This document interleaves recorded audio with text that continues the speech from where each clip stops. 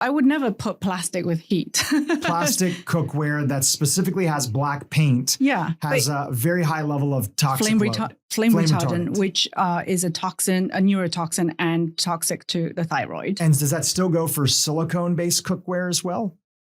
So silicone have not been shown to release flame retardant, but there's that, silicone at heat could release siloxane. And, there's kind of debates around whether that's harmful. Some people say, yes, it is. Some people say, no, it's not.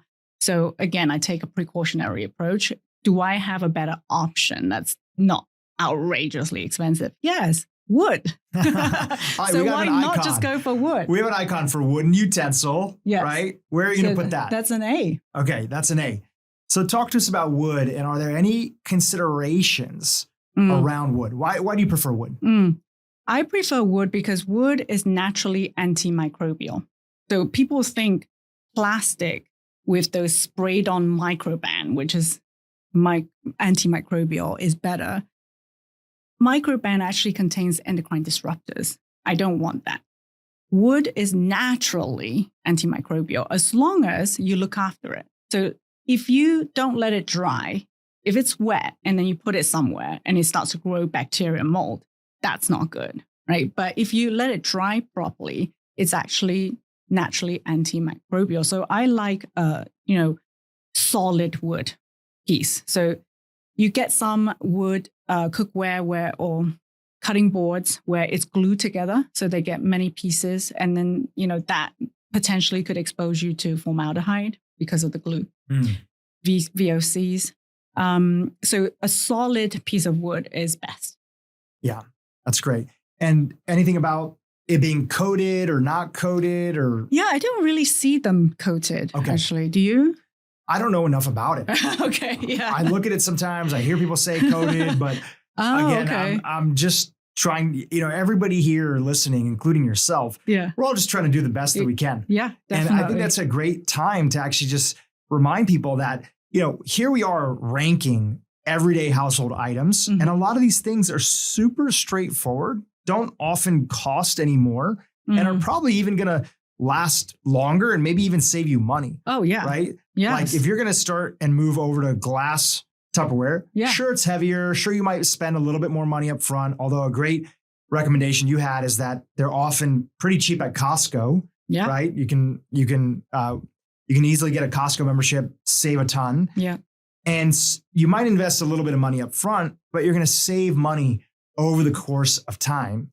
So these all should be low-hanging fruit that are pretty straightforward for people. If you get a good quality water filter at home, reverse osmosis, and you're not buying bottled water from the store anymore, you're going to save money. Yeah, 100%. Right? You're going to save money, and you're going to be doing better for your health, for your family's health as well. Yes. So these are low-hanging fruits that are there, and they're being talked about with the latest research, which you're breaking down, and with the caveat that you're not trying to stress yourself out. Yes. This should be something that you tackle one item at a time, focus on the biggest movers, and over the course of even a few months, a few years, you'll have dramatically improved your toxic load. Yeah, 100%. So I have cleaners who come and help me clean my house. And when I gifted them non-toxic cleaners to use to clean other houses with. And she came back to me 2 weeks later and said, my nasal congestion is gone. Wow. So the whole time she didn't realize that the cleaning solution she was using was the cause of this chronic postnasal drip, nasal congestion. It's nuts. I've have many stories of family members who switched their laundry detergent from the traditional brands that are out there that everybody knows to more eco and minimally, less chemicals, etc., cleaner for you, cleaner for the environment brands that are out there. And they're like, wow, my kid's eczema is so much better. And that's the only thing that I changed this week. Yeah. Right. Yeah. So one step, like you said, can make a big difference. And I think we should focus on doing one thing at a time and celebrate those wins. And then when your time and resources allow, then you move on to the next thing. Yeah, that's well said. Another thing that's out there that is also a good solution is there's a lot of these stainless steel containers that, and I think you've recommended them before. In fact, people who traditionally use plastic wrap, which I believe we have an icon here for somewhere, all these icons end up merging together. There we go. Plastic wrap that they'll wrap their food in, they'll wrap other stuff in. I'm guessing you're probably going to throw that as an F. Yes. It's a super thin plastic. It's used all the time. You got to have a ton of exposure of microplastic and endocrine disruptors from that. The study that recently came out about the plastic in our brain? The microplastic. I feel like there's been so many studies. Remind our audience. Remind me and our audience. So I think maybe like a month ago, there was a study that showed that we have about a spoonful of microplastic in the brain. So they looked at, took brain biopsies from people at postmortem in 2016 and 2022. And they showed that every single sample had microplastic. And the most common type of microplastic found was polyethylene, which is that type of plastic. So we are exposed to that very frequently for it to be entering our bodies, being absorbed, pass through our bloodstream and get into the brain. That's nuts. There's a dear friend of mine and also one of the doctors on my own personal team, Dr. Elroy Vijdani. I don't know if you've connected with him. I love him. Yes. Great physician out here in Los Angeles. And he was telling me that there was even, I'll have to look this up. I'll email him or Google it and we'll put in the show notes below. And also the studies that you've mentioned, we'll collect those. We'll put all the links there so everybody can see them. Yeah. He mentioned that in some cases when they were autopsying cadavers, they were estimating that 1/3 of the brain's weight could be plastic. That sounded crazy to me. Oh, wow. But that's he mentioned it, right? Now, Gosh. Who knows what's going on with those individuals? This most recent study showed the amount of plastic went up 50% just in that short 5 years. So 5 years between 2016 and 2022. Oh my gosh. So, Why did they think that happened? What was going on? Well, just the sheer amount of plastic we're being exposed to, right? So plastic, the problem with it is that it breaks down in the environment and it doesn't really go anywhere. It just kind of comes back into us. And we're pumping more and more into the environment every single year. So it just all adds up. Yeah. Yeah. It's all that cumulative exposure. Yeah. So on that note, we have another icon over here. This came from one of your swaps, again, on Instagram, which we'll link to. And it's the idea of a stainless steel container, right? Again, you can use glass. Can you use stainless steel? Yeah. And is there any buying recommendations? And where would you rank it? Well, for stainless steel, you want to look for food grade. So that's 1810 or 188. So 18/10 or 18/8. So those are more resistant to breakdown, rusting, and it's just lasts longer, better quality. Got it. But if you can get those, then that will be either an A or an S. Okay, great. We'll put it as an A. Yeah. Okay. And you want to make sure that it's stainless steel and not aluminum. You're not looking for an aluminum container. Right. Yes, absolutely. Okay. Right. When people come to you and they say, what are other low-hanging fruits that are there in my home that are the biggest bang for the buck? You've talked about air quality. We've ranked some of these endocrine disruptors. What else comes to mind? Let's go even bigger picture. It doesn't even have to be a product. It could be an action that we're either doing or not doing. For example, I've heard you say that if you really care about your body's natural ability to detoxify, you have to make sure, you have to make sure that you're not constipated. Oh, yes. Talk about that. Okay. Yeah, that's actually one of the most important things when it comes to detoxing. And people often jump straight to liver. They want to supplement their liver or liver cleanse or whatever it is. Well, the liver, when it breaks down these toxins, sends it to the gut for the gut to eliminate. It's one of the primary ways we actually eliminate microplastic. We poop it out. We poop out broken down or inactivated hormones, estrogen. Right. So if you're not pooping, you can actually have recirculating estrogen. And now you have, I know the term estrogen dominant is not officially a medical term, but you can have these symptoms where you're kind of, more puffy and gain weight, symptoms of excess estrogen. And then, the toxins that the liver has broken down now also gets recirculated. So you're not actually ever getting rid of these toxins. You're not detoxifying if you're not pooping every single day. And you got to be pooping proper poops. So if Tell we our can audience get about that.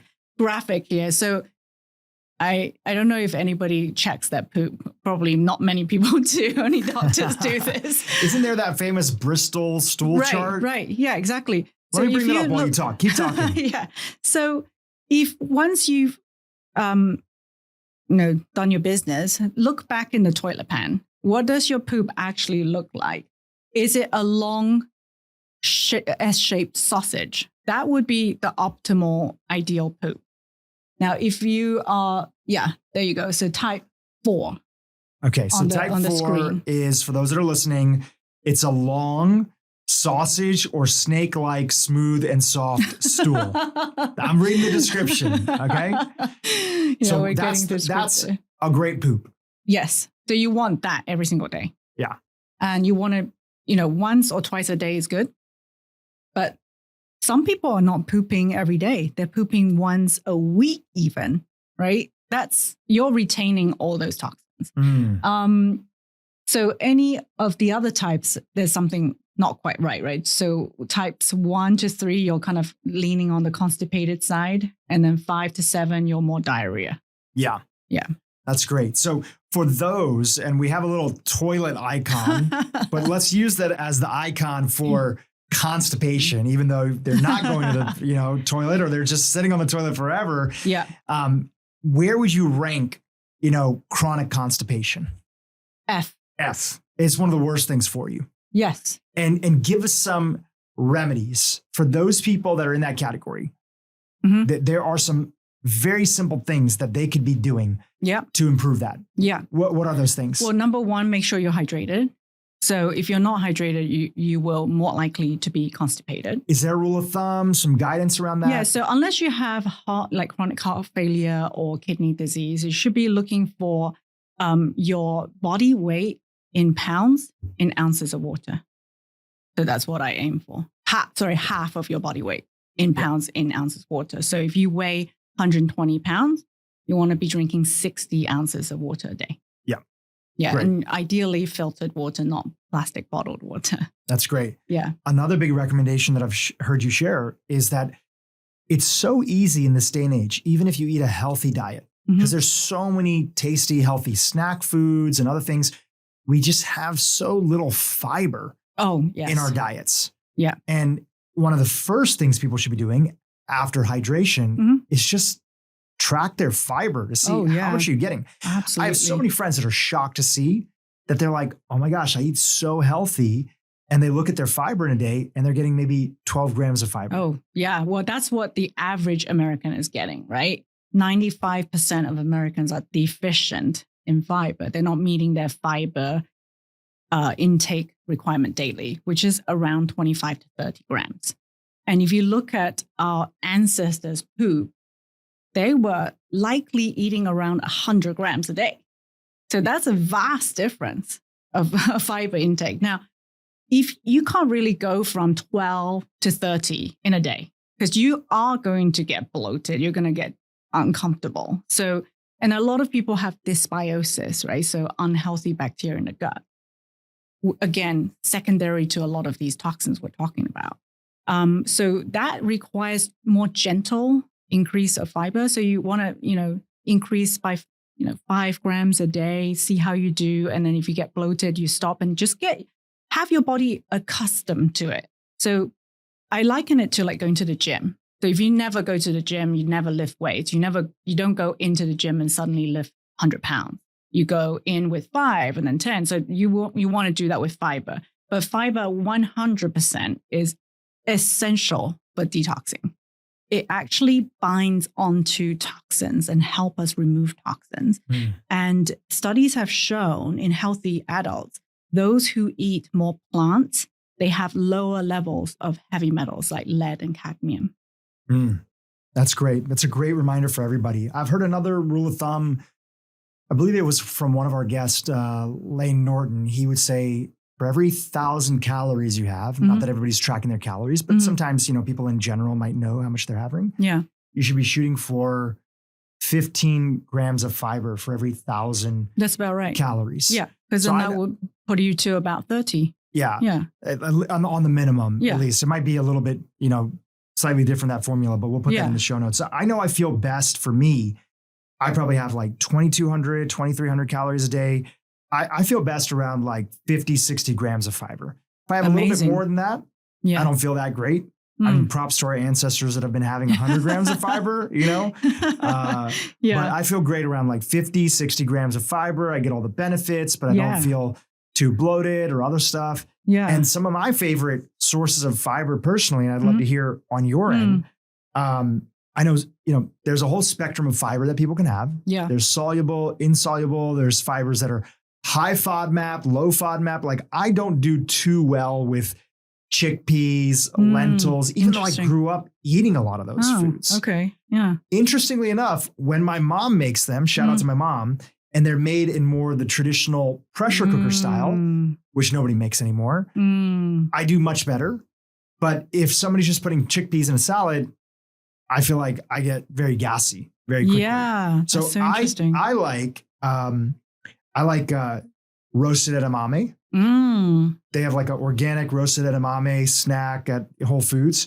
Interestingly enough, I've tried so many different beans and I have no affiliation with this brand or type of bean, but there's these beans called lupini beans. Oh, yes. Yes. Those are great. So high in fiber. They're high in fiber and I've never gotten bloated from them. So I don't know what's going on with those beans, but I feel so much better. And high in protein too. They're high in protein as well. Yeah, it's a great snack. Avocado has a decent amount of fiber. Yeah, right? and lots of soluble. And then I love berries. Same. I ate a pound of blueberries yesterday. Yeah. Because I ordered from this farm called King Organic Farms. Okay. They're like the only blueberry, again, no affiliation with the company. These are just like organic farmers that are doing it right. They're an organic blueberry farm in Florida. And so many of the blueberries that we grow out there, people don't know about this. Again, you're balancing everything you're trying to do.